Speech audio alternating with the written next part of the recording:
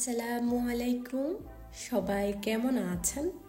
আশা করছি কাছে দূরে যে যেখানেই আছেন আল্লাহর রহমতে সবাই সুস্থ আছেন, ভালো আছেন। আলহামদুলিল্লাহ, আমরাও আল্লাহর রহমতে সবাই ভালো আছি।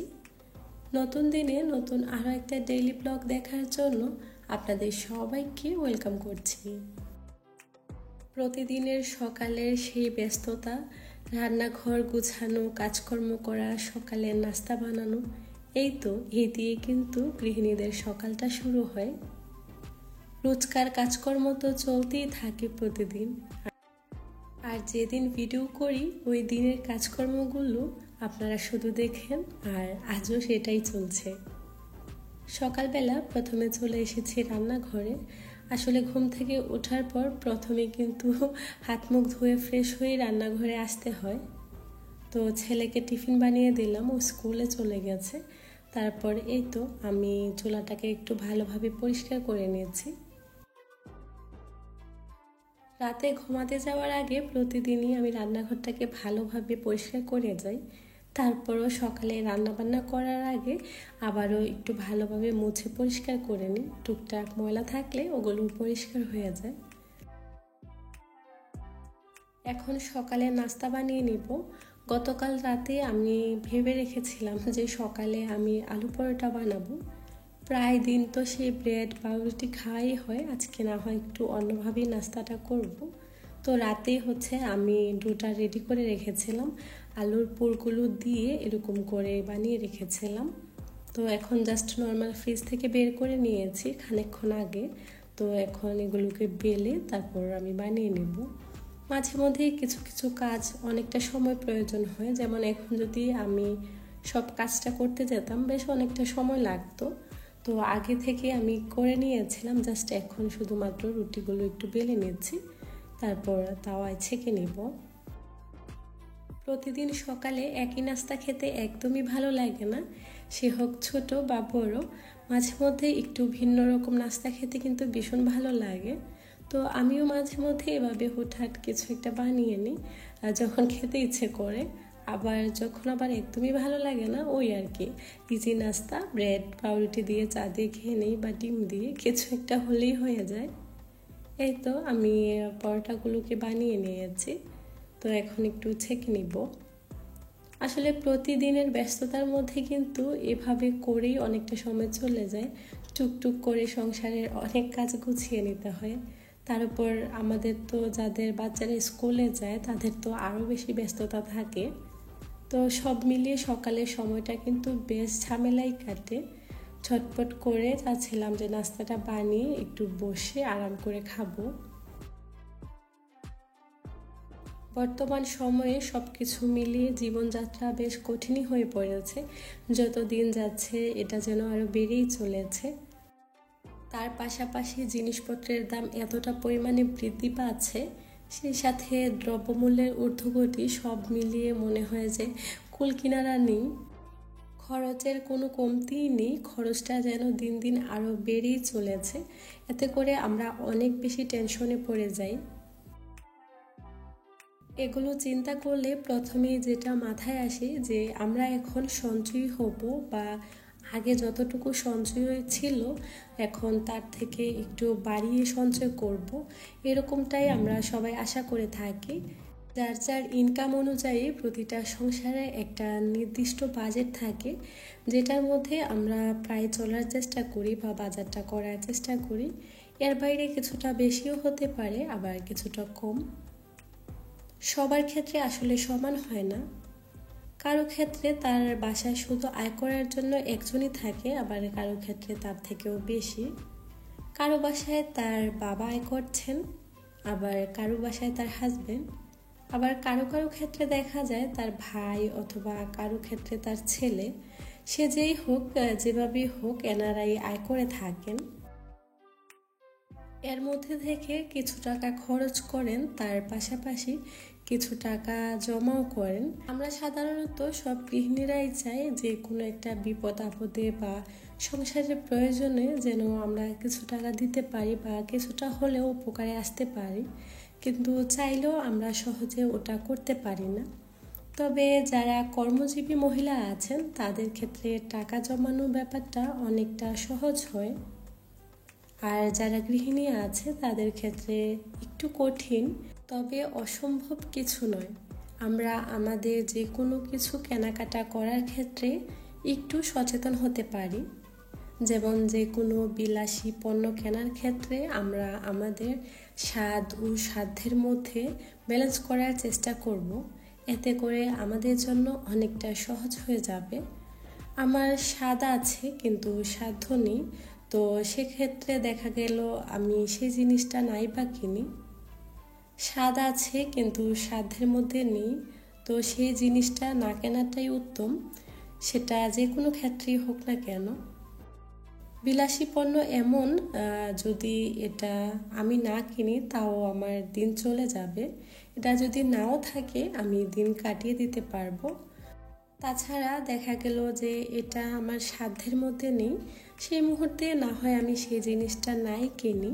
তবে হ্যাঁ, যদি আমার বেশি প্রয়োজন হয় তারপর আমি কিছু সঞ্চয় করে আমি একটা জিনিস কিনবো, এটা ভাবতে পারি। তাছাড়াও কোনো জিনিস কিনতে চাচ্ছি, এটা কি আদৌ আমার প্রয়োজন আছে কিনা বা এটা আমার লাগবে কিনা, সেটা না হয় আমি 2-1 দিন ভেবে দেখব। এমনও হতে পারে এই 2 দিনের মধ্যে আমি ডিসিশনটা চেঞ্জ করতে পেরেছি বা আদৌ আমার এটা লাগছে না, তো সেক্ষেত্রে কিন্তু আমরা কিছু টাকা সঞ্চয় করতে পারি। যেই টাকাটা আমি এটার মধ্যে ব্যয় করতাম এটা আমার আর লাগছে না, তো এখান থেকেও আমরা কিছু টাকা সঞ্চয় করতে পারবো। তবে হ্যাঁ, আমি কিন্তু কিপটামো করার কথা বলছি না, মানে যতটুকু প্রয়োজন আর কি। আদৌ আমার প্রয়োজন আছে কিনা, এটা না হলে আমি অন্যভাবে দিনটা কাটাতে পারছি কিনা বা আমার লাগবে কিনা, এটার মধ্যে কিছুটা সময় দিতে পারলে না দেখবেন অনেক প্রয়োজনই আপনার ফুরিয়ে যাবে। এটা ছাড়াও আমরা যারা একটু বাজার করি, সংসারের জন্য টুকটাক কেনাকাটা করে থাকি, তারা চাইলে বাজার করার ক্ষেত্রে আমরা সুষম খাবার, প্রোটিন, আমিষ, এগুলো শর্করা বিবেচনা করে যদি আমরা সপ্তাহের খাবারটাকে সিলেক্ট করে থাকি তাহলে কিন্তু আমাদের জন্য অনেকটা সহজ হয়ে যাবে। তাছাড়াও যেসব বাহিরের খাবার, একটু মচমচে কচকচে খাবার, যেমন এগুলো আমরা বেশি পছন্দ করি, এগুলো কিন্তু আমাদের স্বাস্থ্যের জন্য একদমই ভালো না। তো এগুলো থেকে নিজেকে বা বাচ্চাদেরকে বিরত রাখতে পারলে কিন্তু খুবই ভালো। তো সেক্ষেত্রেও দেখা যায় এটা তো আপনার শরীরের কোনো লাভই করছে না, অন্যদিকে ক্ষতি করছে। তো এটা থেকে যদি আমরা কিছু টাকা আয় করতে পারি তাহলে বা মন্দ কি, তো দেখবেন সেক্ষেত্রেও কিন্তু আপনি কিছু টাকা আয় করতে পারছেন, বাড়তি জিনিসগুলোতে টাকা খরচ না করে। যেটা প্রয়োজন আপনি ওটাই করলেন। তাছাড়া আমরা যারা বাচ্চাদেরকে নিয়ে স্কুলে যাই, এখানেও কিন্তু টাকা সঞ্চয় করার বড় একটা সুযোগ থাকে। যেমন 10-15 মিনিট হেঁটে গেলেই আপনি স্কুলে চলে যেতে পারবেন। তো সেক্ষেত্রে দেখা গেল ভাইয়া তো আপনাকে ঠিকই রিক্সা ভাড়া দিল, আপনি সেটাকে অন্যভাবে কাজে লাগালেন, যেন রিক্সায় না গিয়ে আপনি হেঁটে গেলেন। এমনিতেও কিন্তু ডাক্তাররা প্রতিদিন সুস্বাস্থ্যের জন্য 10-15 মিনিট বা আধা ঘন্টা হাঁটার কথা বলে। সারাদিনের ব্যস্ততায় আপনি হাঁটতে পারছেন না, তো এখানেও কিন্তু আপনার বড় একটা সুযোগ। একদিক দিয়ে আপনার হাঁটাও হলো, অন্যদিকে কিন্তু আপনার স্বাস্থ্যের জন্য এটা অনেক ভালো। আপনি আপনার বাচ্চার জন্য কিন্তু এটা বেশ ভালো একটা কাজ করে। সুস্বাস্থ্যের জন্য কিন্তু অন্তত আধা ঘন্টা হলেও প্রতিদিন হাঁটা উচিত। তো আপনি রিক্সায় না গিয়ে হেঁটেও যেতে পারেন। তবে হ্যাঁ, আপনার যদি প্রয়োজন হয় অবশ্যই আপনি রিক্সায় করে যাবেন। যদি আপনি পারেন আর কি, সম্ভব হয়, দেখা গেল 5-7 মিনিটের রাস্তা বা 10-15 মিনিটের রাস্তা আপনি হাঁটতে হাঁটতেই চলে গেলেন, তখনও দেখা যায় কিছু টাকা খুব সহজেই সঞ্চয় করতে পারবেন। আর প্রতিদিনের যে একটা আপনার ভাড়া থাকে ওটা আর লাগছে না। সেই সাথে কিন্তু আপনার স্বাস্থ্যেরও অনেকটা ভালো হয়, উপকার হয়, পাশাপাশি আপনি হেঁটেও ফেললেন। তো এক কাজে দেখা গেল যে আপনার 3 কাজ হয়ে গেল। তো যাই হোক, এভাবে করেও কিন্তু অনেক টাকা সঞ্চয় করা যায়। আমরা যারা সাধারণ গৃহিণী আছি তাদের কিন্তু এই সুযোগগুলো ছাড়া এক্সট্রা তেমন একটা সুযোগ থাকে না টাকা সঞ্চয় করার।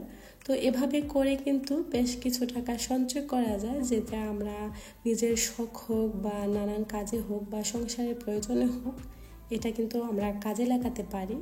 তো এভাবে করে আসলে মাঝে মধ্যে নিজের অভিজ্ঞতা থেকে কিছু কথা আপনাদের সঙ্গে শেয়ার করলাম। জানি না আপনাদের কাছে কেমন লেগেছে, তবে আপনাদের কাছে যদি কোনো ভালো অভিজ্ঞতা থাকে অবশ্যই আমাকে কমেন্ট করে জানাবেন। আসলে আমি নিজেও শিখছি, এর থেকে ছোট ছোট কিছু কথা আপনাদের সঙ্গে শেয়ার করছি আমার অভিজ্ঞতা থেকে আর কি। তো যাই হোক, ভিডিওটা যদি আপনি এতক্ষণ অবধি ধৈর্য সহকারে দেখে থাকেন আর ছোট্ট একটা লাইক দিতে ভুলে গিয়ে থাকেন, প্লিজ ভিডিওতে ছোট্ট একটা লাইক দিতে ভুলবেন না। আর আপনি চাইলে চ্যানেলটিকে সাবস্ক্রাইব করে নিতে পারেন। আর যে কাজটি অলরেডি করে নিয়েছেন আপনাদের সবাইকে অসংখ্য ধন্যবাদ। এর মধ্যে কিন্তু আমি সংসারের অনেক কাজকর্মই গুছিয়ে নিয়েছি। কথা বলতে বলতে আমার অনেক কাজ হয়ে গিয়েছিল। আজকে বেশ কিছু নাগেটসও বানিয়ে নিয়েছিলাম বাচ্চাদের জন্য। স্কুল খোলার পর থেকে দেখা যায় প্রতিবারই আমি কিনেই আনি। তো আজকে বেশ কিছু পরিমাণে বানিয়ে রেখেছি, প্রায় সপ্তাহখানেকের মতো চলে যাবে। তো তারপর আবার সময় সুযোগ হলে আবার নতুন করে বানিয়ে নিব। এভাবে করে না, যখন আমি ফ্রি থাকি বা কাজকর্ম থাকে না, তো এই কাজগুলো গুছিয়ে নিই। তারপর বিকেলের দিকে আমরা একটু বের হয়েছিলাম। তো যাওয়ার পথে সবার বেশ ক্ষুধা ছিল, তো এখান থেকে আমরা শর্মা নিয়েছি। তো এটা বেশ মজার একটা শর্মা, তো প্রায় সময় আমরা এখান থেকে খাই। আজকে এখান থেকে নিয়ে নিলাম। তো মোটামুটি আমাদের বিকেলের নাস্তা হয়ে গিয়েছে। তারপর আমরা আজকে একটা মলে যাব, তো ওইখানেই যাচ্ছিলাম। সংসারের কাজের পাশাপাশি এভাবে মাঝে মধ্যে একটু ঘুরতে কিন্তু আমার বেশ ভালো লাগে। তবে আসলে ঘুরতে গেলে হয় কি, এটা কিনা ওটা কিনা সে মিলিয়ে না খরচটাও বেশ অনেকটাই হয়ে যায়। কিন্তু কি আর করা, মাঝে মধ্যে চিন্তা করি যে কিনবো না, পরে কই আর কি, কিছুই কাজ হয় না। যখন দেখি না কিনে একদমই থাকতে পারি না।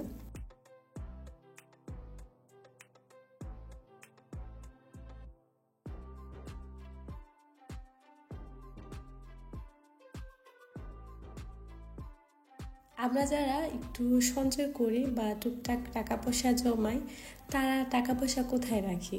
বাসায় যে কোনো একটা কর্নারে রেখে দিই, না হয় কাপড়ের মধ্যে, না হয় অন্য কোথাও, তাই না? দেখা যায় আমাদের অল্প স্বল্প সঞ্চয়, এটা আর কোথায় রাখবো?